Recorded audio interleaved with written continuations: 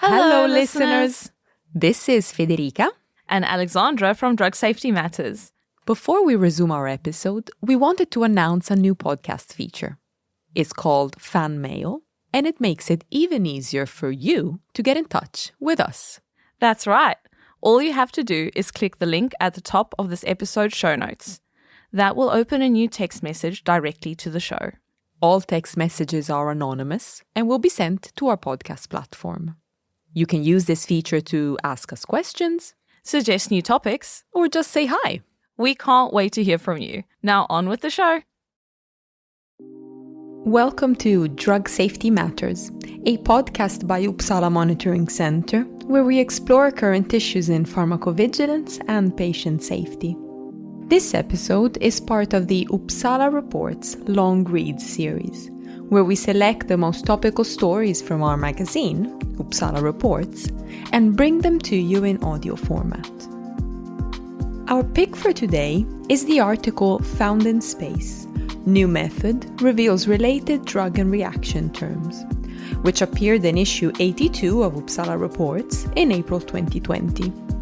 When reporting adverse reactions to drugs, people can choose from a plethora of different terms to describe what they experienced. So how do you tell whether two individual case safety reports are similar when they don't use the same words?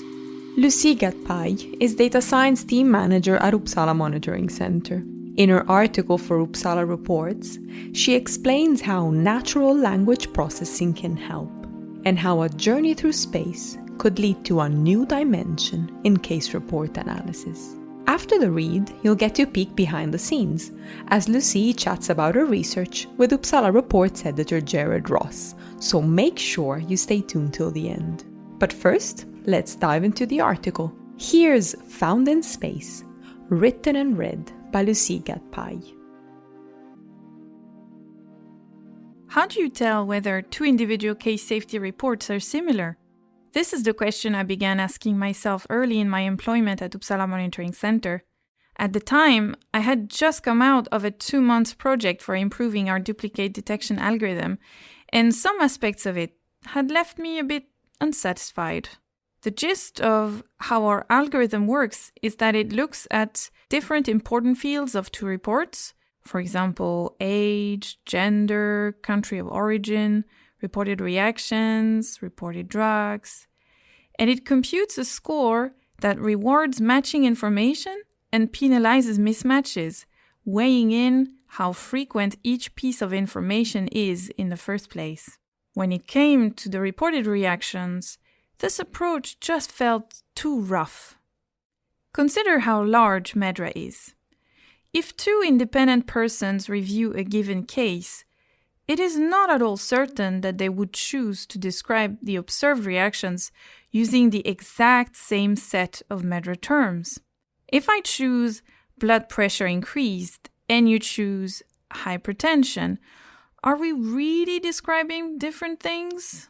To circumvent this, we could of course soften the strict match, no match criterion by going up the MedDRA hierarchy and allow for some reward when the two terms share the same high-level term instead of penalizing the mismatch. But this would not solve our problem above, since the term I chose, blood pressure increased, and the one you chose, hypertension, are from different system organ classes, which is a classic problem when dealing with lab results and their associated diagnosis. And conversely, there are terms in MedDRA that share a high-level term, but that we would not want to match. For example, we would not want to match a case of foot amputation with a case of hand amputation when trying to identify duplicates. We needed something else. We needed a way to take relatedness of terms into account in a much more nuanced way than MedDRA allows. Obviously, even the whole staff of UMC would never be enough for manually scoring all pairs of terms for relatedness, so whatever solution we could come up with, it would have to be data-driven. Thankfully, UMC has over the years gathered a team of smart data scientists, and all it took was to draw a parallel between our current problem and a very similar one in a quite different domain, namely natural language processing, or NLP for short. In NLP, people have been struggling for decades with the problem of representing words in a clever way, a way that would somehow model the meaning of words. How do you tell whether two sentences are similar? Well, they are similar if the words they are made of carry similar meanings. To a linguist, the words Monday and Tuesday, however different, are similar in meaning. From an NLP perspective, they are in most cases entirely interchangeable. What NLP researchers then tried to achieve was to develop methods of producing numeric representations of words so that similar words get similar representations. With these methods, algorithms for NLP could be built upon these representations to become meaning-aware. Distributional semantic methods arose out of these efforts. Distributional semantic methods are best summarized by this quote by John Rupert Firth, a British linguist. "You shall know a word by the company it keeps." The central idea is that if you see two words surrounded by similar contexts, that is, with a high degree of interchangeability, then these words are likely to carry a similar meaning.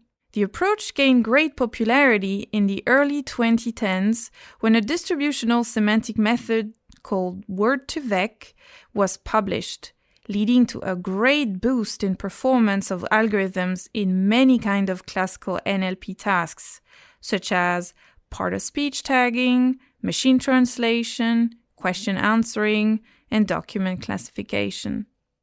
In essence, what word2vec does is to model every word as a vector.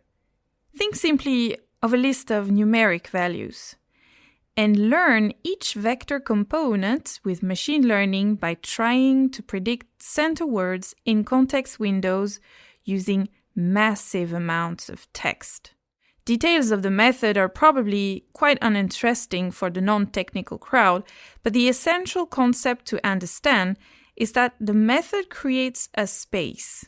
Imagine a 3D space, for example, where similar words have similar coordinates. In a region somewhere in the space, you might find Monday, Tuesday, and all the other days of the week, while in another region you might find cat, dog, and other kinds of pets. From here, addressing our problem of automatically finding similarities across case reports becomes quite straightforward. After all, just like a sentence provides a context for words, an individual case safety report provides a context for both reported drugs and reported preferred terms. So, we applied word2vec to more than 16 million Vigibase reports, creating a novel space of meaning for both drugs and events. Preliminary quantitative and qualitative analysis showed that the resulting vectors were indeed meaningful. If you want to see for yourself, check out this article online at uppsalareports.org, where you can find example tables that show lists of nearest neighbors in the space for different concepts of interest. Now, if I choose blood pressure increased and you choose hypertension, the new representations show that we are not so far from each other. All these new vector representations create a space of meaning built in an entirely data-driven way based on co-reporting patterns present in Vigibase. In theory, only a human with the proper expertise can make sense of each reported term and each reported drug on a given individual case safety report. In other words, we can't expect a machine to make any sense of them because this is not what Vigibase has been designed for. Nevertheless, in the way people report drugs and reactions together in Vigibase, there is meaning in these concepts, and it is truly mind-blowing. But as much as being data-driven is a blessing, it is also in some respects its own curse. At the core, it is difficult to understand why the concepts get the coordinates they do, why X is the nearest neighbor of Y instead of Z. Evaluating the quality and soundness of the space is also a challenge because there is no clear truth to compare it to. In my attempt to validate the vector representations, I used the MedDRA and ATC hierarchies based on the assumption that two preferred terms or two drugs that share an ancestor in the hierarchy should, in general, have more similar coordinates, and that similarity should decrease as the ancestor gets less specific. For example, we would expect two preferred terms sharing a high-level term to be closer in the space than two sharing only one system organ class or none at all. And I did see the expected pattern. Overall, similarity between drugs and preferred terms decreased as we relaxed the constraints on their shared ancestries in the hierarchies. However, we see that there is still a large overlap between distributions, indicating that the relationships retained in the space are more complex and certainly go beyond the MedDRA and ATC hierarchies. We also have to keep in mind that for the algorithm to be able to build good vector representations, it requires data. So, representations of rare preferred terms and drugs are likely to be noisy and less reliable. But we believe that by using these vector representations in all kinds of pharmacovigilance tasks, we will be able to prove their potential and their usefulness. Using vector representations, we now have a way, albeit not perfect, to automatically quantify relatedness between important concepts such as drugs and preferred terms. This means that we are now in a much better position to compare reports with one another, as was my original intention. So duplicate detection, report clustering, case series expansion, these are tasks that could already now benefit from this new way of representing drugs and preferred terms. But that's not all. For example, we could also improve disproportionality analysis by harnessing the power of entire neighborhoods of terms. Suggestions for coding alternatives during data entry could be integrated into Vigiflow. And since the new representations of drugs and preferred terms are numeric, they can be the basis of insightful visualizations, like adverse reaction profiles for drugs, which could be integrated in Visualize in the future. By computing distances to labeled adverse drug reactions, we could speed up signal detection, identifying drug reaction combinations that are captured in basic form in the label information.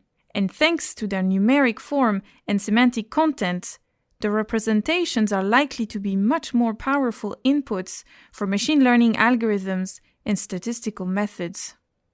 As shown with all these examples, I truly believe that the paradigm shift in representing drugs and preferred terms introduced by this new space has the potential to reshape many areas of pharmacovigilance science and spur novel advancements in the field. We have now at our disposal an entire space that begs to be explored.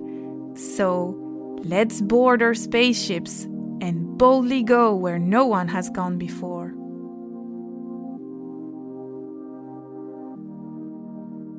Hi, Lucie. Thanks for coming in. Hi, Gerard. First of all, congratulations on your research, but also on what I thought was a really engaging article.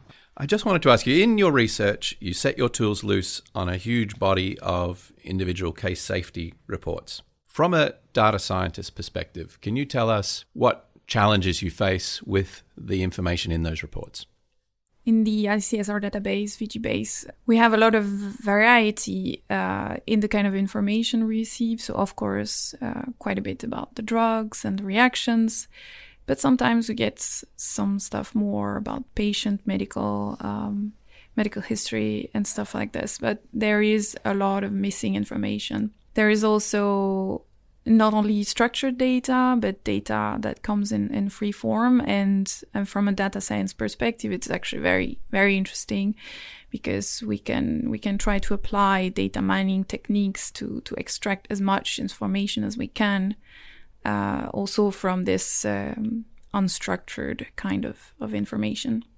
But for this particular problem that I was trying to solve, it was really a challenge to deal with terminologies, because when people want to analyze this data, they have to decide on some terms to describe what happened. But the current terminologies do not allow us to actually compare in an easy way the different ways of describing things. So that was the challenge I was trying to address. So in your article, you say you had more than 16 million records to work with. Is there a minimum threshold of data required to get meaningful results from these types of vector representations? Yes, there definitely is. Although I actually do not know what that number is.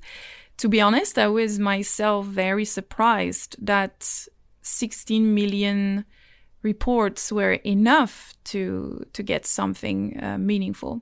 So that was a very happy surprise. And now, since VigiBase is growing every day, it's only going to get better from here. So yeah, more data will help us build even better representations over time. But yeah, there is a certain number necessary to make it meaningful, but it's apparently below 16 million. Will you be continuing to feed new reports into it incrementally?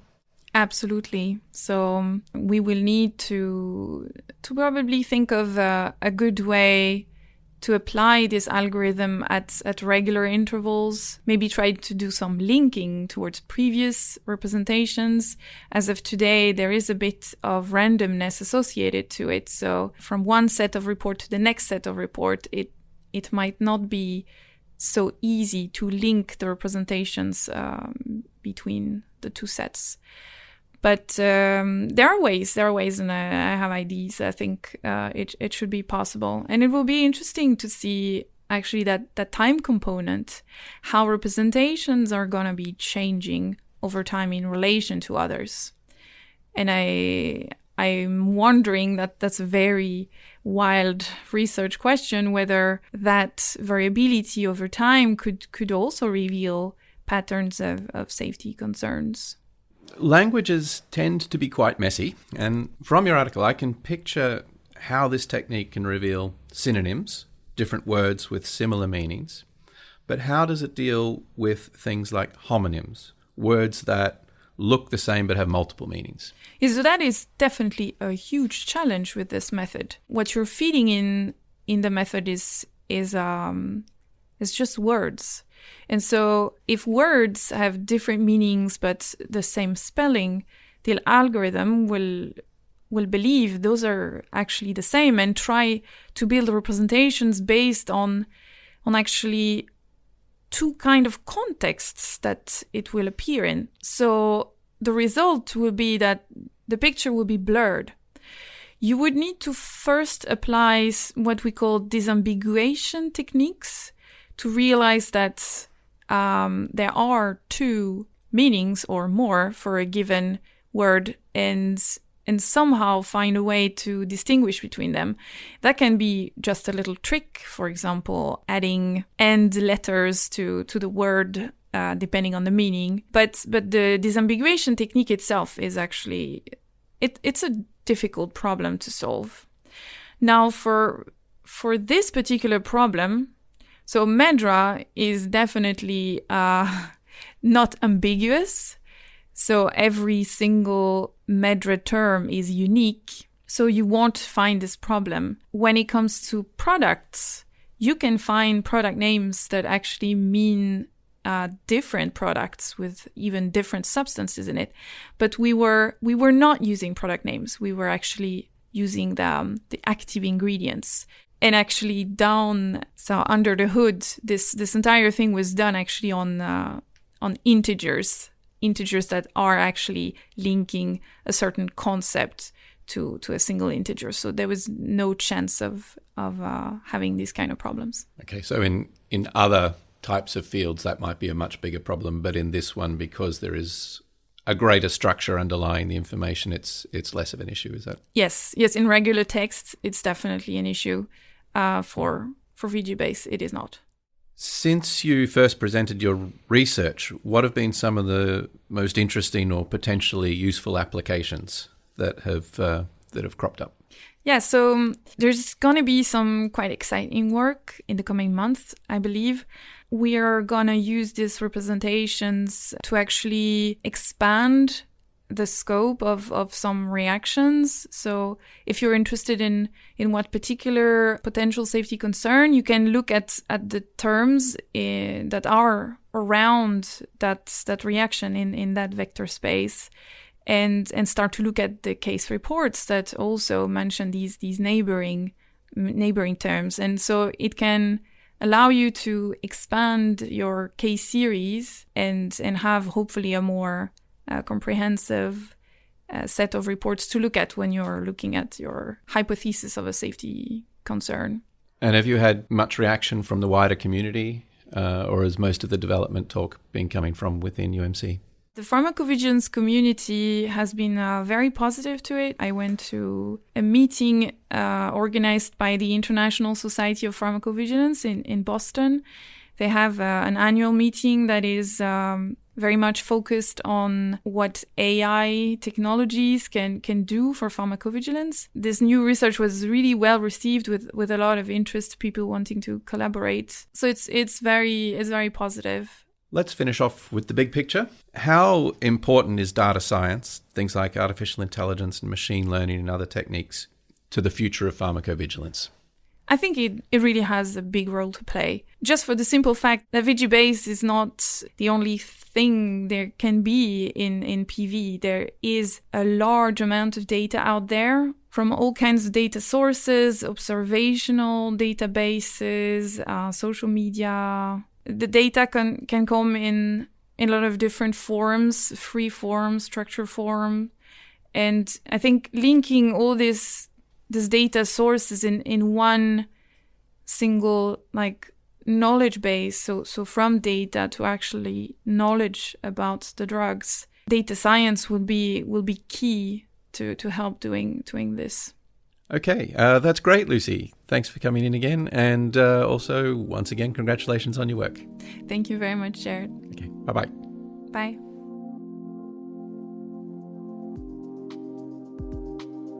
That's all for now, but we'll be back soon with more long reads, as well as our usual conversations with medicine safety experts.